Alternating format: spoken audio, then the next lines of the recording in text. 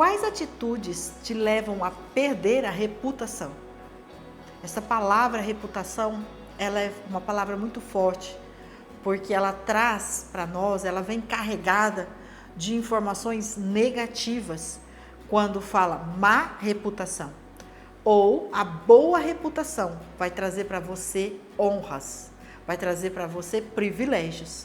Hoje nós vamos falar sobre isso neste bloco do nosso estudo, que hoje já é o nosso dia 14, né, o 14º dia de estudo sobre os nossos planos e projetos. E esta palavra reputação, ela veio dentro do estudo com uma força, com uma conotação muito forte acerca do que nós estamos falando neste período, que é sobre a confiança. Porque a boa reputação é aquilo que nós podemos chamar assim de base ou de ponto central da confiança, daquilo que você vai depositar a sua confiança. Como nós estudamos no dia anterior sobre a fase, como você tem que fazer, que você tem que se preparar, que você tem que aprofundar e se preparar e persistir naquilo que você está, né, confiando. Aqui, quando você vai se aprofundar no conhecimento daquilo ou daquele que você vai depositar a sua confiança, você só vai conseguir ter o sucesso, alcançar o êxito, se aquilo que você depositou a sua confiança era de boa reputação. Porque caso contrário, é certo que o processo, que o projeto vai declinar, que não vai dar certo. Por quê? O que tem numa má reputação? A má reputação é aquela condição em que a pessoa, ela não compartilha das suas ideias reais, aquela pessoa que traz excesso de jogo, sabe? Aquela pessoa que só pensa nela mesma, só pensa em ganhar, que coloca máscara nas decisões, ou que não tem autoridade para dizer aquilo que ela diz, ou para fazer aquilo que ela diz. Pessoas que trazem informações não relevantes, ou seja, aqueles relacionamentos que tira de você o foco, que leva você a de repente ter comportamentos desconfortáveis, comportamentos de forma que traz dúvidas no que você realmente quer, no que você realmente está posicionado. Então, eu quero ler para vocês agora a palavra do Senhor que está escrito em Lucas, no capítulo 14, a partir do versículo 28. O que o Senhor Jesus estava ensinando ali para aqueles discípulos. E veja que o tema dessa parte do Evangelho, ele diz assim, o preço do discipulado. Como Jesus estava ali ensinando aquelas pessoas o que eles deveriam fazer para ser tratado como os discípulos dele. E diz no tema ali da Bíblia que há um preço a se pagar. E aí, no início ali, os discípulos fazem uma pergunta para ele, e Jesus fala assim, se alguém quer vir a mim, tem que saber que vai acontecer, que vai ter que aborrecer pessoas que não querem vir a mim. Então, é fato de que quando você tem um plano ousado a seguir, a demonstrar uma identidade, a demonstrar um posicionamento, vai ter pessoas contra isso e vai ter pessoas que não vão aliar a você nisso. E você não vai poder querer agradar todo mundo. Porque aqui Jesus está dizendo que até o pai e a mãe, esses discípulos, poderiam acontecer de aborrecer se pai e mãe não quisessem seguir. E aí, então, isso está no versículo 25. Mas quando chega no 28, ele diz assim, qual de vós, se quiser construir uma torre, primeiro não se assenta e calcula o preço para ver se tem dinheiro suficiente para completá-la? Então, Jesus, depois que ele diz ali sobre o que os discípulos deveriam pagar de preço, deixar as pessoas que não queriam seguir, ele faz essa pergunta, qual de vós, se quiser, ele está dizendo, qual de vocês que verdadeiramente quer fazer alguma coisa, primeiro não faz o projeto, primeiro não se assenta e calcula para saber se tem o suficiente. E aí ele segue, pois se lançar o alicerce e não for capaz de terminar, todos os que ouvirem rirão dele, dizendo, este homem começou a construir e não foi capaz de terminar. E aí ele segue, dá outro exemplo. Ou qual é o rei que, pretendendo sair à guerra contra outro rei, primeiro não se assenta e pensa se que com 10.000 homens é capaz de enfrentar aquele que vem contra ele com 20.000. Se não for capaz, enviará uma delegação enquanto o outro ainda está longe e pedirá um acordo de paz. Então veja, Jesus aqui está dizendo, se você não faz o seu plano adequadamente, vai acontecer que o resultado que você esperava não vai acontecer. E ainda a sua reputação será manchada, porque você será motivo de zombaria de outras pessoas.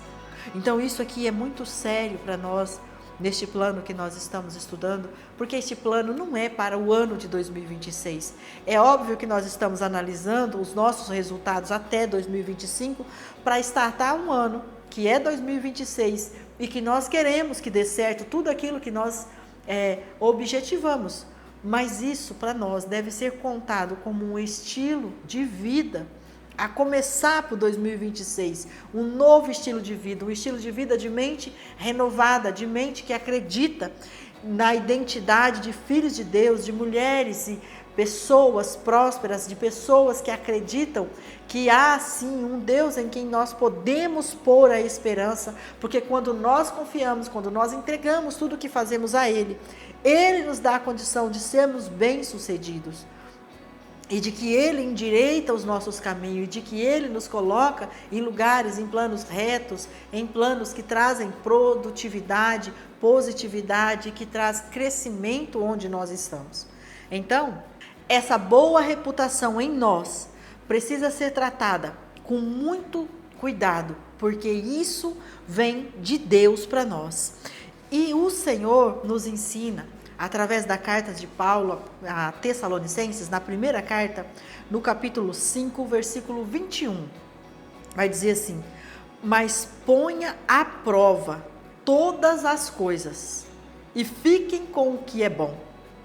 Afaste-se de todo o mal. Afaste-se de todo o mal. Então, uma má reputação é ordem de Deus que nós nos afastemos dela. O que é que nós precisamos aprender aqui, para a gente resumir o dia de hoje, sobre o fundamento da nossa confiança, que é a boa reputação?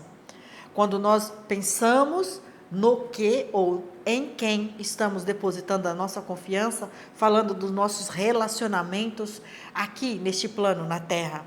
Porque o nosso relacionamento com Deus, nós já sabemos qual é o tamanho, a fidelidade de Deus, que nós não conseguimos nem medir, do quão fiel e o quanto Ele zela por nós. Mas nos relacionamentos aqui, nos nossos projetos, nós precisamos compreender que a nossa confiança tem que ser depositada em quem tem uma boa reputação.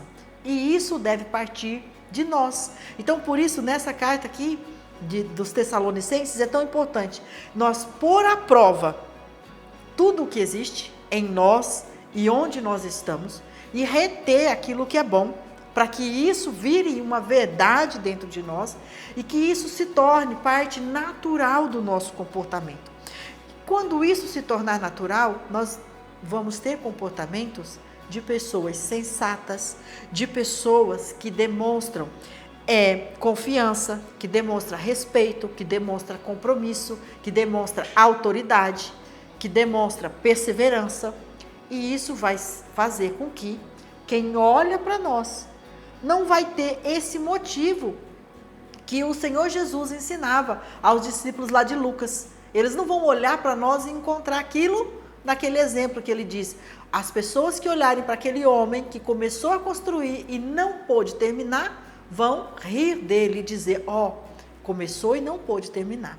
Então é isso que nós queremos evitar. Por isso nós temos que estudar e aprender os projetos corretos, os planos corretos diante de Deus. Os nossos ideais podem não estar alinhados com os projetos de Deus se nós não procurarmos o conhecimento na palavra do Senhor, nos profissionais que podem nos ajudar a aprender sobre o como fazer, quando fazer, e é isso que vai nos trazer essa demonstração natural da nossa própria reputação, para então não ser uma reputação que nos afasta do foco de onde nós queremos chegar. Precisamos enfrentar com sinceridade, com maturidade, a nossa limitação.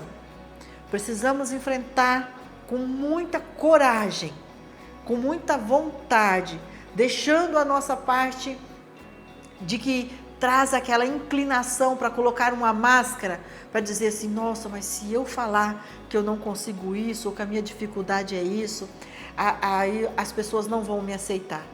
Isso é uma mentira que vem sobre a nossa mente para nos distanciar da verdade de Deus, que diz que nós temos plena condição de confiar os nossos projetos no Senhor, de entregar os nossos projetos ao Senhor, e Ele nos dará a instrução que nós precisamos, Ele nos dará a direção que nós precisamos, e nós tomaremos o controle da situação, naquilo que é a nossa parte, e o Senhor fará prosperar, porque estaremos agindo de acordo com a vontade do Senhor, com confiança, com maturidade, executando o poder que Deus já dispensou para nós e depositando nele toda a honra e toda a glória, porque é dele e para ele que são todas as coisas. Nós somos dele e voltaremos para ele. Por que nós precisamos fazer tanto planos e projetos? Porque nós precisamos avaliar e reavaliar as nossas ações, os nossos comportamentos, os nossos resultados, para saber se eles correspondem com a missão que o Senhor designou para nós na terra. Então é por isso que nós estamos estudando. Não é para uma ambição terrena, não é para o nosso próprio ego, não é para o nosso próprio prazer que nós queremos e precisamos ter uma boa reputação, que é o fundamento da confiança que nós devemos mostrar para as pessoas, desenvolver para que as pessoas se aliem conosco e os nossos projetos sejam evoluídos para a glória de Deus. Amém?